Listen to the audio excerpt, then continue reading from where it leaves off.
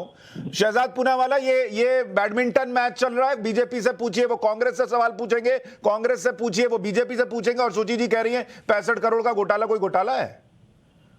देखिए, आज अगर आप कांग्रेस के तर्कों को सुनेंगे तो दो तर्क आ रहे। एक तो ये कह रहे कि हाँ हमने चोरी तो की, पर चोरी की रकम इतनी छोटी है, महज 65 करोड़, बोफोर्स में भी 64 करोड़ ही था, तो चोरी नहीं होती छोटी रकम की। और दूसरा तर्क है कि देखो किसी ने देखा नहीं, किसी ने पकड़ा नहीं, तो क्यों हमें बोलते हो कुछ, हमने चोरी तो की है, धड़ल्ले से कहते हैं, परंतु किसी ने पकड़ा नहीं।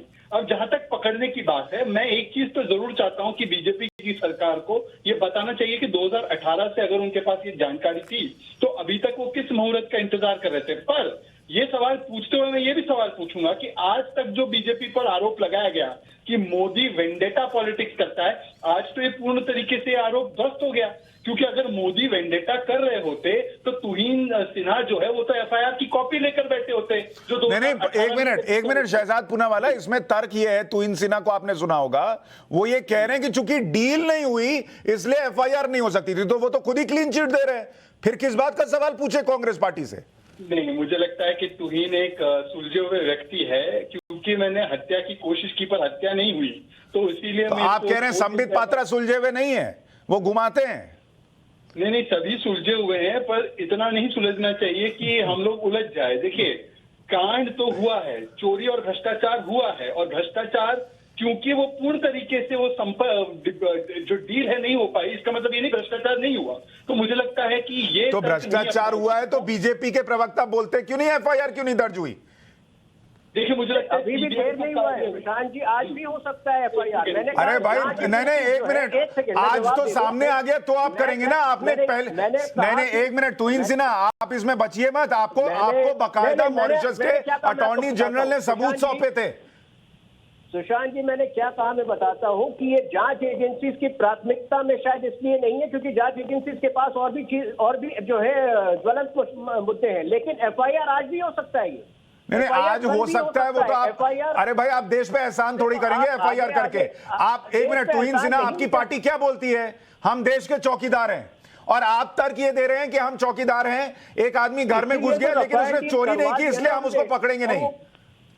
इसीलिए तो चौकीदार है, इसीलिए तो देश को महफूज करने के लिए वो रफाल के विमान। अरे महफूज कहां कर रहे हैं आप, पॉलिटिकल इस्तेमाल कर रहे हैं। महफूज करना होता तो 2018 में केस करते आप।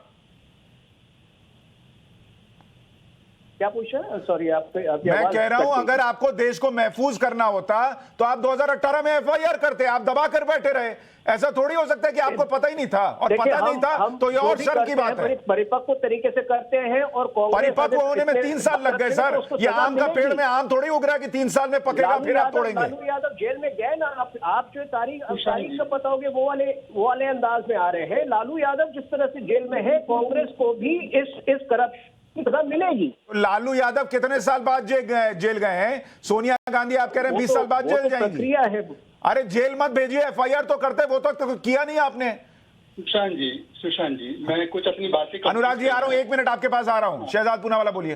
बस आधा मिनट लूंगा। देखिए, एक बात आप तुहीन को तो पूछ ही सकते हैं ये बातें, परंतु सीबीआई एक व्यवस्था है, उसको भी पूछा जाना चाहिए कि उन्होंने 2018 से लेकर 21 तक क्या कुछ किया, क्या कुछ नहीं किया। पर मैं आज चाहता हूं कि मेरे दोनों जो नॉन बीजेपी साथी हैं वो बोले आज कि पहले तो वो मानते हैं कि ये भ्रष्टाचार हुआ, और ये भ्रष्टाचार कांग्रेस का शिष्टाचार बन चुका है, और आज वो खुद अधिकृत रूप से, क्योंकि कम से कम अनुराग जी तो एक अधिकृत प्रवक्ता है, तो वो अपनी पार्टी की तरफ से अधिकृत रूप से मांग करते हैं कि एफआईआर हो। दूसरी बात मैं पूछना चाहता हूँ, मैडम ने अभी कहा कि 500 करोड़ का जहाज जो है 1600 करोड़ का हो गया। मैडम, आप ही के चहीते यशवंत सिन्हा और जो बाकी के लोग हैं वो गए थे कोर्ट, और कोर्ट में उन्होंने कह दिया था कि ये रोविंग इंक्वायरी और एप्पल्स टू ऑरेंजेस कंपेयर मत कीजिए। आपके राहुल जी तो एक ही स्पीच में 2 दाम देते हैं, 720 करोड़ और 700 करोड़। तो आप अपनी कंफ्यूजन को ठीक कीजिए, और कंफ्यूजन ये है कि 2007 से लेकर 12 तक जो करप्शन हुआ, वो कमीशनखोरी हुई,